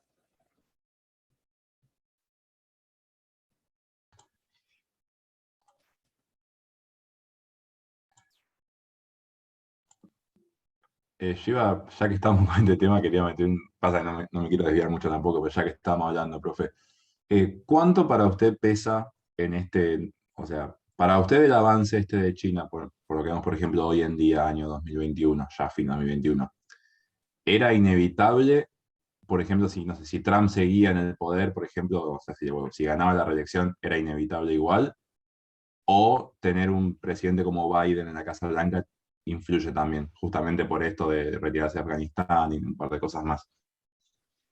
Como que No, Estados Unidos empieza a perder un poco de, entre comillas, perder relevancia. a ver, yo creo que esto es una tendencia estructural que ya se viene observando desde los años 90 por lo menos. Eh, a ver, voy a contar una anécdota. Hace unos años yo asistí a un seminario que dictaba un economista argentino que trabaja en Francia, se llama Carlos Kenan. Y bueno, él contó que estando en una especie de reunión, en una conferencia con funcionarios chinos de primera línea, ¿no? Bueno, le comentaron, dice, lo raro de Argentina es que nunca se sabe para dónde va, cambia de política todo el tiempo. Dice, si yo le pregunto a usted cuál va a ser la política económica argentina dentro de 20 años, usted no sabe qué responderme, le dijo el chino Carlos Kenan. Y Carlos Kenan, él contaba, ¿no? Nos contaba a nosotros que le dijo, bueno, a ver, si yo le pregunto a usted cuál va a ser la política económica de China dentro de 20 años, usted tampoco va a saber qué responderme. Y como que el funcionario chino, medio sorprendido, le dijo, ¿cómo que no? Por supuesto que sí. Porque acá hay una élite que tiene un proyecto de desarrollo que va a seguir al pie de la letra y que lo sostiene en el tiempo. Bueno, eso es China. En China hay una élite política, burocrática, que subordina a las élites económicas internas y que es la que marca el sendero de desarrollo. Un sendero de desarrollo que es híbrido, el proceso chino no es tan simple como decir pasó del socialismo a una economía de libre mercado, no es así. Hubo un proceso de apertura, de transformación gradual de la planificación centralizada a una economía parcialmente de mercado, donde hay empresa privada, donde hay grandes empresas privadas que exportan, que tienen presencia en el mundo, pero también hay grandes, enormes, gigantescas empresas estatales, que son el centro del proceso de desarrollo económico y tecnológico de China. Empresas que son productoras de bienes y servicios comunes y corrientes. Por ejemplo, parte de las automotrices chinas son del Estado. Otras son privadas, son mixtas. Gran parte de la tierra todavía sigue colectivizada. Son propiedad en muchos casos hay tierras que son propiedad de las comunas, de las provincias, de entidades subnacionales. Hay muchas empresas estatales que pertenecen a las municipalidades, otras a las provincias, otras al gobierno central. Y hay, por supuesto, también muchas empresas privadas que el Estado chino promueve, apoya, financia, les da crédito, promueve su inserción internacional. El caso de Huawei, por ejemplo. Huawei es una empresa privada. Chery es una empresa estatal. O de participación estatal, automotriz. Y tiene una capacidad organizativa interna descomunal China, como Estado, como sociedad. Y esto viene desde hace varias décadas. Es parte de un proceso de desarrollo sostenido. Y en ese sentido yo creo que el ascenso chino es imparable, por lo menos de acá a un par de décadas. Porque hay una élite que conduce, cuyo poder es indiscutido, y tiene un proceso de desarrollo de desarrollo económico y tecnológico autónomo. Ya con niveles de cohesión social relativamente amplios, ¿no? Ya China no es un país que crece en base a salarios de hambre. Hoy el salario promedio de los trabajadores chinos es comparable a los europeos. Ya hay niveles de desarrollo económico y social muy elevados. Y la gran ventaja que tiene China con respecto a otros países occidentales es que en China están las plantas de producción concretas, tangibles de bienes y servicios, están las fábricas. Uno de los planteos que hacía Trump, y que hacen otros teóricos norteamericanos también, es que el problema que tuvo Estados Unidos es que con los procesos de deslocalización, las fábricas dejaron de estar en territorio norteamericano. O sea, los procesos económicos de innovación, tecnológicos, siguen conducidos por empresas norteamericanas, pero la producción en gran medida la han deslocalizado. ¿Y dónde la han deslocalizado? Bueno, en gran medida en China, justamente. Ahora, China no se quedó con ser un receptor de inversión extranjera directa. Hizo desarrollo propio, con empresas propias, con empresas locales y nacionales, privadas y estatales, sin caer en dogmatismos cerrados y sin desechar ninguna alternativa. O sea, China tiene, en términos coloquiales, los fierros no en el sentido armamentístico, sino en el sentido productivo. La producción de medicamentos, en la producción de microchips, en la producción de textiles, en la producción de muchísimas cosas. La base industrial de producción más grande del mundo está en territorio chino. Y esa es una ventaja que China tiene sobre Europa Occidental, sobre Estados Unidos y sobre Japón no tanto, pero sí sobre muchos países centrales que hoy están perdiendo poder relativo. Y en ese sentido yo creo que el ascenso de China era imparable, más allá de quien estuviera en el gobierno norteamericano. Y el gobierno norteamericano, el modelo de desarrollo norteamericano, yo creo que está en crisis por eso. El proceso de deslocalización de actividades productivas que inició Estados Unidos en los años 70, hoy está en fase de agotamiento. Lo que le queda a Estados Unidos son dos grandes alternativas. Volver a construir una planta de producción industrial importante en territorio norteamericano, y para eso tiene que subordinar geopolítica América Latina, tiene que subordinar geopolíticamente América Latina para hacer de América Latina proveedor de mano de obra barata y de recursos naturales. Región en la cual la inserción china todavía es incipiente.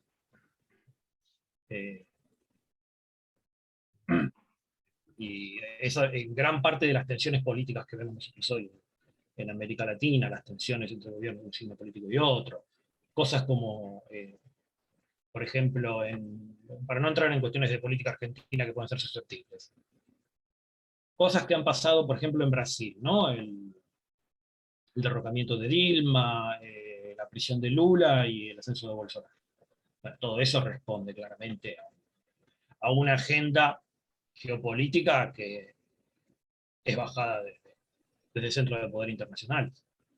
El ascenso de ciertos grupos políticos de ultraderecha en muchos países del mundo, que tienen el mismo discurso, la misma agenda, la misma estética. Bueno, ahí claramente hay también una lógica de accionar político que está promovida, conducida y planificada desde países centrales. Y ya dicen con bastante descaro que hay que parar el avance de China. Lo dicen de manera bastante explícita, no hay mucho que interpretar tampoco. O sea, el embajador recientemente nombrado por Estados Unidos para Argentina lo dijo. Y en muchas áreas tecnológicas, China ya le está tomando ventaja a Estados Unidos. Con lo cual yo creo que estamos en un proceso de declive relativo del poder norteamericano, declive relativo, no que Estados Unidos vaya a colapsar, se vaya a derrumbar, ni nada de eso. Estamos en un proceso de declive relativo del poder norteamericano, que por el momento es imparable, porque el ascenso de China es imparable. ¿Cuánto va a durar eso? ¿Dónde desembocará? Es difícil saberlo. Yo creo que lo que va a pasar, y que la tendencia un poco ya se puede ver, es que Estados Unidos está teniendo algunas actitudes defensivas. Una actitud defensiva en ese sentido es tratar de asegurarse toda América, todo el continente americano, como un área de influencia exclusiva. Creo que eso es lo que estamos viviendo hoy nosotros en nuestro país y en la región.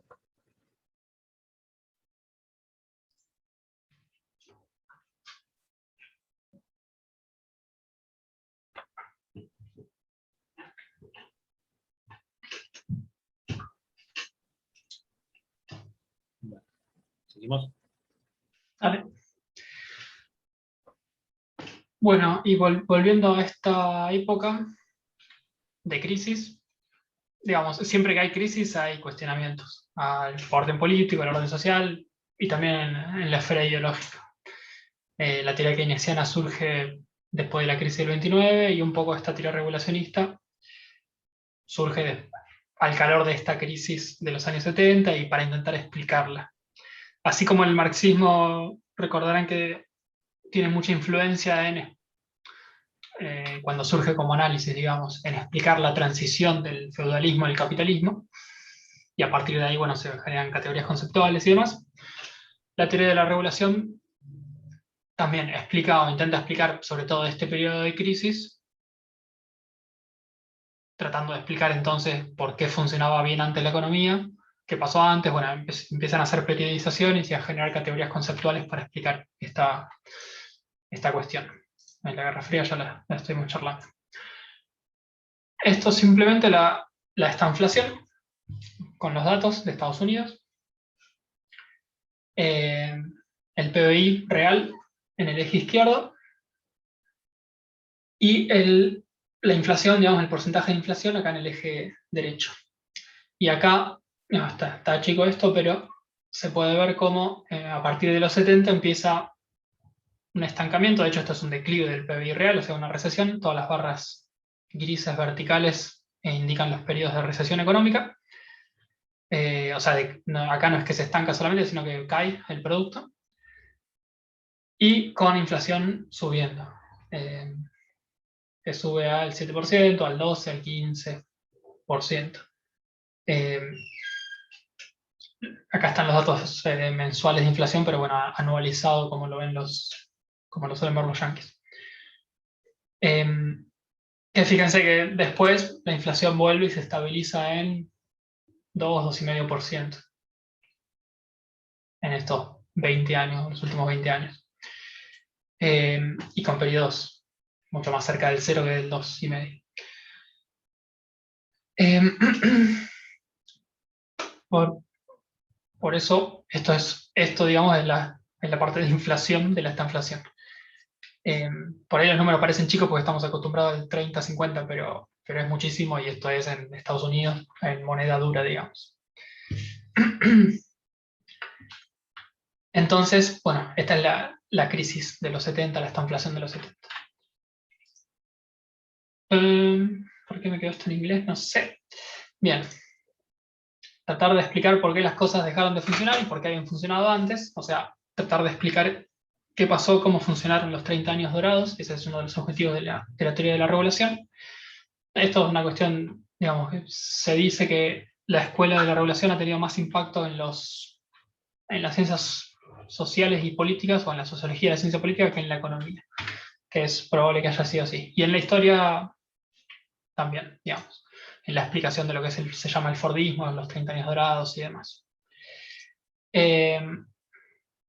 Bueno, también es una teoría o una aproximación, un enfoque, una escuela, un programa de investigación. Nada, estas son cuestiones más metodológicas.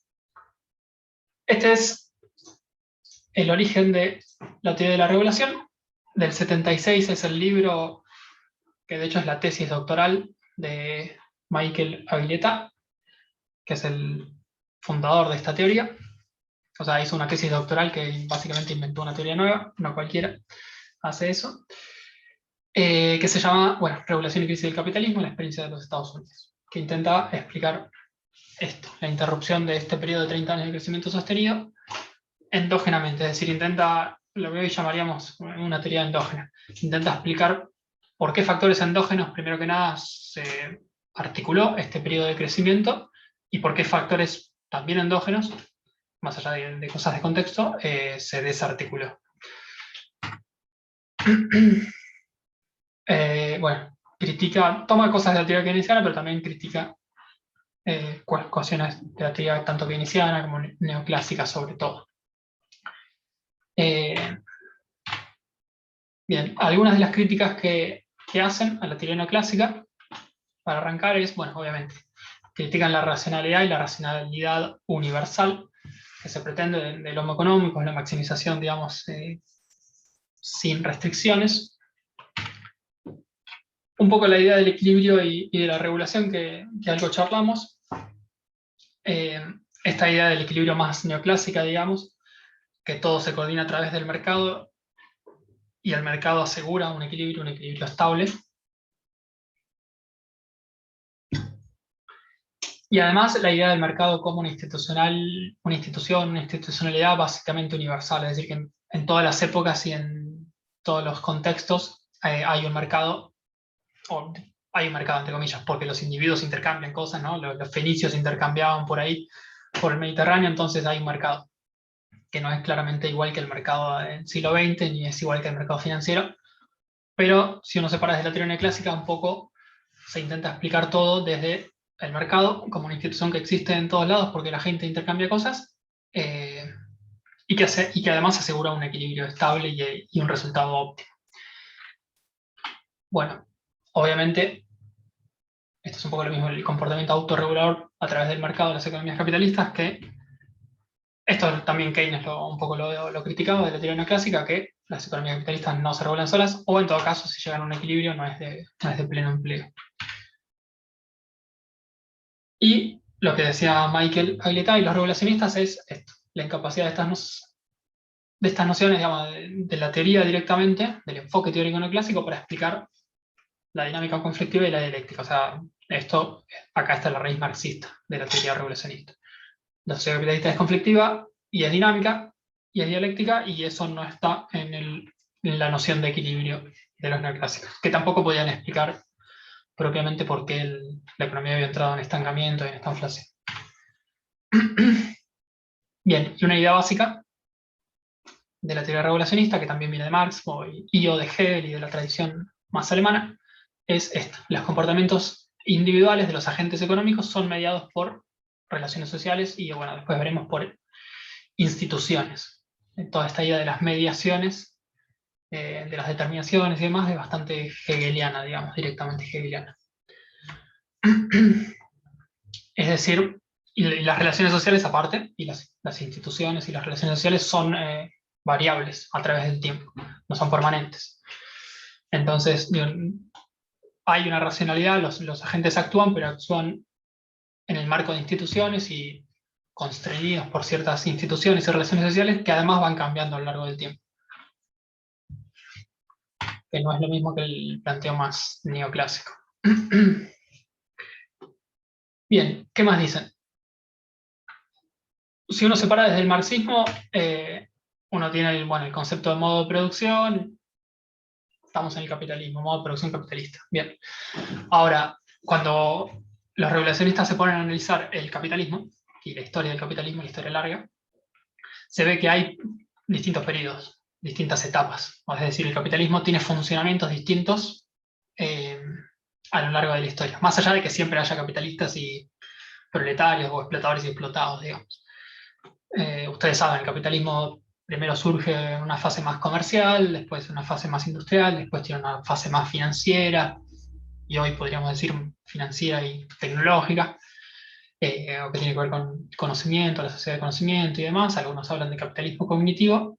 El capitalismo en definitiva tiene fases, tiene distintas dinámicas de funcionamiento interno, distintas relaciones sociales, distintas regularidades macroeconómicas, van a decir los regulacionistas, distintos ritmos de crecimiento o no crecimiento o estancamiento, distintas relaciones directamente entre variables macroeconómicas, económicas, distintas fuentes del crecimiento también. No es lo mismo crecer en base a capital que a trabajo, que a un régimen de plusvalía absoluta o relativa, que ahora vamos a ver después más en detalle y demás. O sea, hay etapas distintas y funcionamientos distintos. Que con las nociones más abstractas de Marx, de modo de producción simplemente, y las nociones más básicas que ustedes ya conocen, no se pueden explicar los funcionamientos más en detalle de cada etapa del capitalismo. Ese es el problema, digamos, el vacío que viene a llenar esta teoría regulacionista.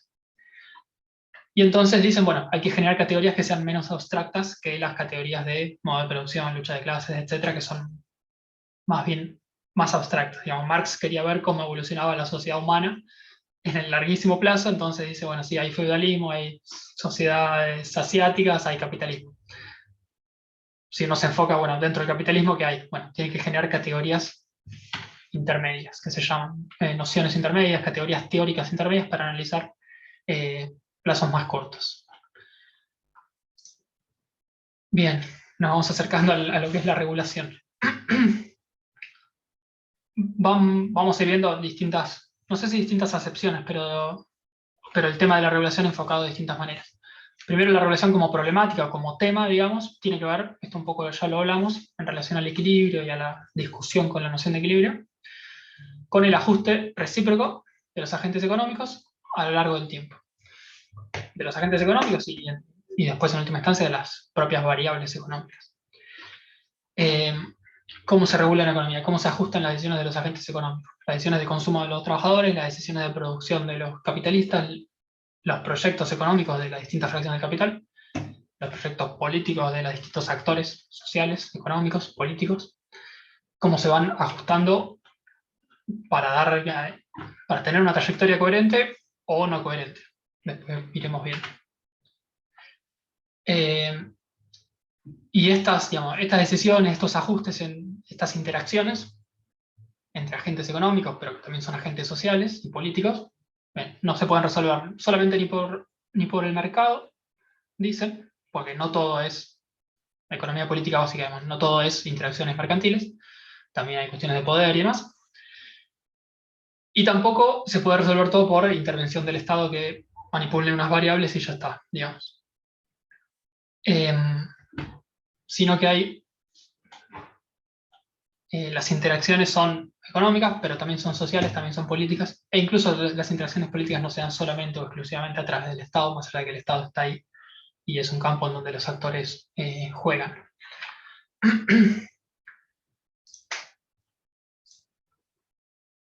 Bien, algunas de las fuentes donde surge la teoría regulacionista para desarrollar los conceptos que va desarrollando son, un poco ya hablamos del marxismo, la macroeconomía caliquiana, también keynesiana, de hecho hay similitudes, y la Escuela Histórica de los Anales, una escuela histórica, historiográfica de Francia, de principios del siglo XX.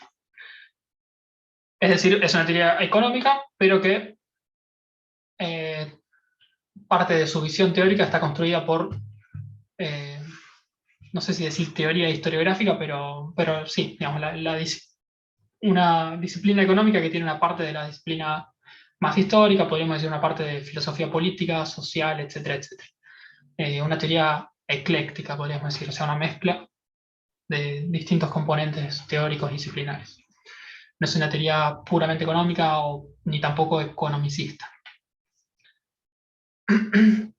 Bien, cosa que comparte con el marxismo, interés por la acumulación de capital. De hecho, uno de los conceptos básicos centrales es el régimen de acumulación, la manera en la que una sociedad acumula capital, y las crisis. De hecho, hay toda una clasificación de crisis, de tipos de crisis y demás. Esto que les comentaba, la periodización, primero, del funcionamiento de la economía, y segundo, de esta cuestión de las formas institucionales, que ahora vamos a ver. Hay una cierta correspondencia entre las instituciones, la forma de lo que llaman las formas institucionales, los regulacionistas, y lo que es la base material o la estructura material, digamos, que asociamos más a lo que es el régimen de acumulación. Después ahora vamos a ver todo esto en detalle. Bueno, las clases sociales, los actores sociales, los conflictos. Bien, la teoría regulacionista, algo les dije ya, no tiene una visión estructuralista dura o determinista de las estructuras de la esfera materialista, sino que entre la estructura y la superestructura hay una relación dialéctica. Tampoco, digamos, si uno le pregunta a un marxista ortodoxo, la superestructura es un reflejo directo de la estructura y el Estado es un instrumento de opresión y listo. Para los regulacionistas no es así, pero sí obviamente la estructura condiciona la superestructura y también al revés. Y dentro de la superestructura, los regulacionistas, bueno, empiezan a desarrollar un montón de categorías intermedias para explicarla y analizarla mucho más en detalle. Por eso analizan todo lo que les había comentado del entramado más institucional de una sociedad, con una concepción amplia de instituciones, que ahora vamos a ver. Pero digamos, de alguna forma se meten adentro de lo que sería la superestructura y la desagregan y desarrollan un montón de conceptos para analizarla y para investigarla empíricamente y en detalle. Y lo mismo con lo que llamaríamos la estructura económica y las relaciones sociales, las formas de producción y demás. Para analizar economías concretas, países concretos en periodos concretos. Por eso es que se dice también que es un programa de investigación. Bien, las instituciones para la teoría regulacionista son, primero, resultado de conflictos entre individuos que logran imponerse a partir de la lucha o a través de la lucha o a través de algún conflicto, más o menos conflicto. Digamos, no sé, los sindicatos, que son una institución, bueno, existen, al principio no existían, y cuando existían, al principio no eran legales, eran ilegales. Toda la legislación laboral, lo mismo, es una institución, una institucionalidad que se crea en un determinado momento, en las últimas décadas del siglo XIX, usualmente, o primeras del siglo XX. El Banco Central, si no me equivoco, desde el año 35 en Argentina, bueno, es una institución de la nada que se crea por conflicto, no necesariamente el Banco Central, no sé si necesariamente por conflictos entre sectores sociales, seguramente sí, pero en ese caso por conflictos económicos, por escasez de divisas, por la necesidad de estabilizar el sector financiero monetario. De hecho, el Banco Central, hay gente que dice que, digamos, economistas políticos argentinos, que dicen que el Banco Central argentino debería ser más federal, como de hecho es la Reserva Federal de Estados Unidos, valga la redundancia. La Reserva Federal de Estados Unidos tiene como regionales, digamos, y está compuesta por creo que 12 Feds estatales o regionales. En cambio, el Banco Central argentino es como, digamos, central, más centralista. Pero hay gente de la economía política argentina que dice, bueno, el Banco Central de Argentina debería tener también representación federal, digamos, de gobiernos provinciales o lo que fuera, porque hay fracciones del capital en distintas provincias que son afectadas de manera distinta por la política monetaria y sobre todo por la política cambiaria. O sea, dicen, bueno, los cordobeses, los de Entre Ríos, Buenos Aires, no sé qué, son los que generan divisas y la capital y otras regiones del país son los principales consumidores de divisas. Entonces, algunos quieren tener eso, poder de decisión en cómo se usan y cómo no se usan las divisas o el precio de las divisas, el tipo de cambio y demás. Cuestiones. Una vez que alguna subjetividad, algún actor social, no necesariamente es un agente, pero algún actor social, algún grupo social se impone, en general ese resultado se convierte en un compromiso, dicen por medio de una institución, un compromiso de una institución. Cuando los sindicatos acumulan suficiente poder político, bueno, nos ponemos de acuerdo, ustedes no prenden fuego la fábrica, nosotros no los matamos cuando protestan, generamos sindicatos, generamos legislación laboral. A veces son por conflictos más violentos, a veces menos violentos, usualmente a medida que progresa la historia se harían menos violentos los conflictos, aunque no siempre. Bien, la visión de las instituciones. No es solamente institución en el sentido de una cierta entidad política, un edificio, un ministerio, sino que también instituciones es normas, leyes, comportamientos socialmente aceptados.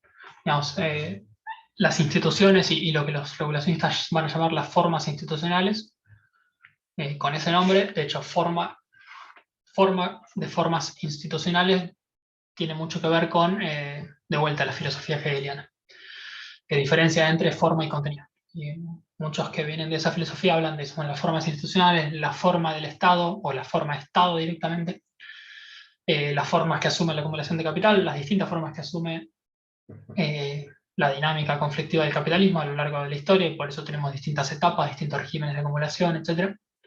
Bueno, las formas institucionales vienen a ser las formas que asumen distintos compromisos, distintos acuerdos a los que se llega entre actores sociales en un determinado espacio nacional.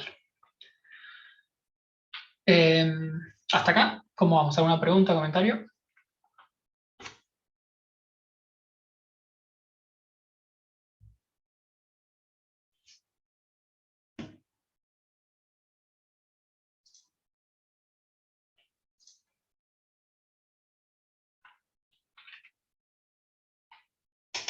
¿Todo bien?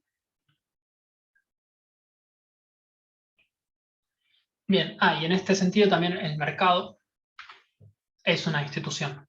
Es una institución en todo este sentido amplio, digamos. Y una institución que es generada endógenamente por una sociedad y que va mutando también. Digamos, los mercados van mutando, van modificándose, lo que se puede hacer, lo que no se puede hacer, etcétera, etcétera. Están influidos hasta por normas culturales, etcétera.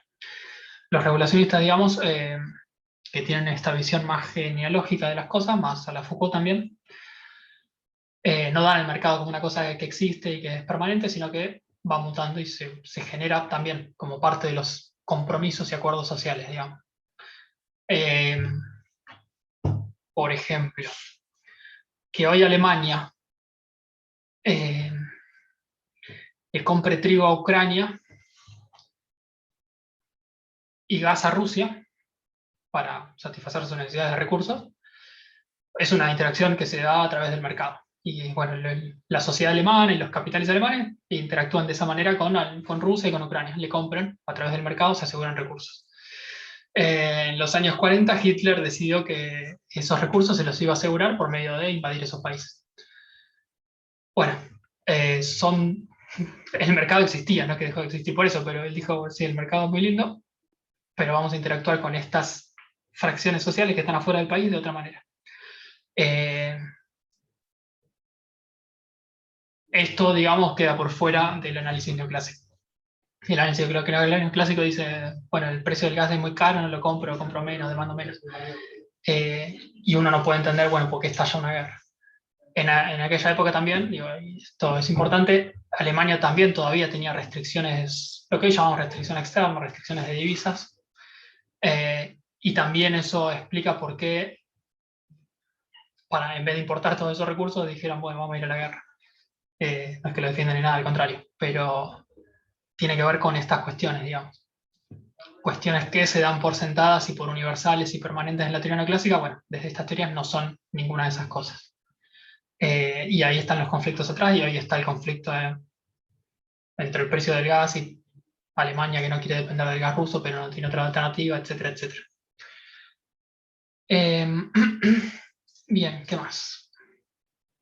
Y bueno, las dos guerras del Golfo Pérsico también, ¿no? También.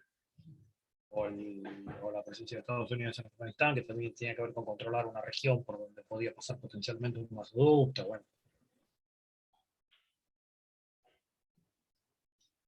Exacto, esos son distintas formas de institucionalidad en este sentido, distintas formas de acuerdos o desacuerdos y resolución de conflictos entre grupos sociales, dentro de una nación o a nivel internacional. Este es uno de los ejes centrales de cualquier análisis de economía política. Las fracciones, las clases, los grupos, según qué posición ocupan en la estructura, digamos, sin ser determinista, pero obviamente, de hecho, las clases y las fracciones las definimos un poco por eso, por qué posición ocupan en la estructura económica, en la estructura social. Otra cuestión, el Estado, el primero existe, es una institución, es una de las 5 formas institucionales que vamos a ir viendo en detalle.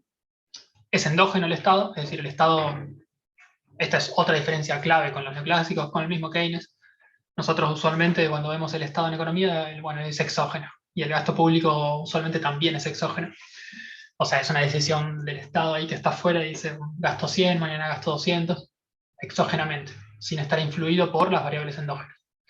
Bueno, el Estado para la teoría regulacionista no es exógeno, al contrario, es endógeno. No es externo a la sociedad tampoco. o sea, es parte de la propia sociedad, emerge de la propia sociedad, el Estado, es una construcción de la sociedad en ese sentido. Tampoco tiene una autonomía absoluta, es decir, puede tener una cierta autonomía, una autonomía relativa, más o menos según la época, con autonomía de la propia sociedad y el propio capital, sobre todo, que es quien tiene más poder económico, político, en la teoría marxista, pero no tiene autonomía absoluta, ni es externo, ni es un instrumento meramente, es decir, no es que el Estado es un instrumento del capital más poderoso, etc. Más allá de que se comparte el análisis más gramsciano, de bloques dominantes, fracciones dominantes y demás, pero es esto, digamos, lo que hablamos un rato, es un campo en disputa. Entonces, por eso ni siquiera el propio gasto público es exógeno desde esta concepción, porque, por ejemplo, no sé, te recordarán la época de Macri, se quería bajar el déficit fiscal, bajar el gasto público. Pero en la misma época se generó, no me acuerdo qué nombre tuvo, pero en su momento era un montón de plata, después con la inflación ya no es tanto, creo que un paquete de 30.000 millones de pesos para gasto social, digamos, después de un montón de movilizaciones sociales muy fuertes que hubo al principio del gobierno, 2016 o 2017, y fue un gasto social, digamos, importante en términos del propio presupuesto y del propio déficit. Y uno dice, bueno, ¿por qué un gobierno que representa los intereses de bajar el gasto público, los intereses del capital, etcétera, de repente hace un gasto, aumenta el gasto público cuando lo quería bajar? Bueno, porque es un campo en disputa del Estado. Y ahí una sección de la sociedad, más de las clases subalternas, logra sacarle una concesión, si se quiere, a las clases dominantes. Entonces, el gasto público ahí no es exógeno, no es que el Estado vino de afuera de la sociedad y dijo, va a ser tanto el déficit. Dijo, va a ser tanto, y bueno, después aumentó. Es una concepción bien distinta, digamos. Es endógeno, digamos, tanto en esas cuestiones como en la propia génesis del Estado. Surge de la propia sociedad. Bueno, el Estado alemán, prusiano y qué sé yo, surge de las élites sociales y políticas alemanas. El Estado argentino surge de las élites, sobre todo de la élite porteña de la provincia de Buenos Aires, que derrota a las provincias del interior y a las élites de las provincias del interior en algún momento, y se hace con el control político militar del territorio, ni siquiera voy a decir del Estado, porque el Estado se estaba construyendo en ese momento por parte de esos propios sectores sociales. Los Estados usualmente surgen endógenamente de las sociedades. Bueno, algunos surgen más por justamente la anexión de un territorio a la dinámica de acumulación de otro país. Pero en general son exógenos. Por eso fíjense que en Afganistán exógenamente se quiso poner algún tipo de Estado, y los 2 días que se fueron las tropas norteamericanas, ese Estado cayó, ese régimen político cayó, y bueno, fue reemplazado por otro, seguramente peor, pero que a la vez es más endógeno, porque surge de un sector social, político, militar, lo que fuera del propio Afganistán. Es difícil imponer una estatalidad desde afuera, digamos, de un país. Bien, otra cuestión, la importancia de las relaciones capital-trabajo, que son centrales para el análisis de Marx, también lo son para el análisis regulacionista. De hecho, una de las relaciones de las instituciones y relaciones sociales principales es lo que ellos llaman la relación salarial, que después la vamos a ver en detalle, y que tiene importancia en un montón de cosas, en el ciclo económico, en los conflictos sociales, en cómo se organiza incluso tecnológicamente la producción, en lo que ellos llaman el régimen de productividad, cómo crece el producto y bueno, la propia productividad, en lo que ellos llaman el régimen de demanda, que es cómo se compone la demanda social, cuánto hay demanda de consumo de asalariado, demanda de los capitalistas, cuánto crece o no crece, y eso obviamente me influye en los ciclos y en el crecimiento económico, etcétera, etcétera. Bien, esto un poco se los comenté, pero uno de los objetivos de la teoría es analizar la dinámica contradictoria de la economía capitalista, con énfasis en las formas institucionales y en cuánto permanece y cuánto se va transformando el propio modo de producción capitalista. Esto ya se los comenté. Estudiamos la dinámica de la acumulación, y otra cuestión que comparten con Marx es esto. Se reconoce la ley de la caída tendencial de la tasa de ganancia como una tendencia de largo plazo, pero no no piensan que es una tendencia, digamos, en definitiva no aceptan que la tendencia a largo plazo sea que la tasa de ganancia caiga y eso va a colapsar el sistema. Sino que dicen, bueno, hay contratendencias y hay transformaciones productivas directamente y sociales que hacen que el capitalismo se transforme y usualmente se adapte y se sostenga a lo largo del tiempo. De alguna forma, bueno, yo creo que esto es en general lo que se ha ido verificando en la historia, pero digamos, el capitalismo es, de alguna forma, es contingente la dinámica, y el largo plazo está de alguna forma formado por una sucesión de cortos y medianos plazos. Y lo que estudia la teoría relacionista son estos cortos y medianos plazos. Y en esos plazos el capitalismo se puede transformar tanto que digamos, no es válida esa predicción de la caída de la tasa de ganancia y del colapso del modo de producción. Un poco lo que intenta explicar es, la teoría relacionista es esto, ¿por qué tiene continuidad el capitalismo? ¿Cuáles son las formas que asume? Diversas formas que asume. Acá está de vuelta la filosofía hegeliana. El capitalismo es un fenómeno, en esencia, en el nivel de abstracción alto, pero asume formas diversas, formas concretas diversas. Y se va transformando en el tiempo. Entonces pretenden analizar esto a mediano y largo plazo, esta dinámica. Para eso la necesidad de desarrollar categorías intermedias, que ya les comenté, y la macro keynesiana y kalekiana. Una de las derivaciones de esto es que el pleno empleo, sobre todo el de los 30 años dorados, fue una excepción. Y también, sobre todo de la macro kalekiana, toman la idea y la modelización, de hecho hay muchos modelos regulacionistas, de la macro, relacionando esto que no siempre está relacionado desde el punto de vista de los modelos más neoclásicos, que es el crecimiento, el nivel de empleo y salario, la cuestión de la organización del trabajo y la distribución del ingreso, y cómo esto interactúa, digamos, círculos virtuosos o viciosos, depende del régimen de acumulación que estemos analizando.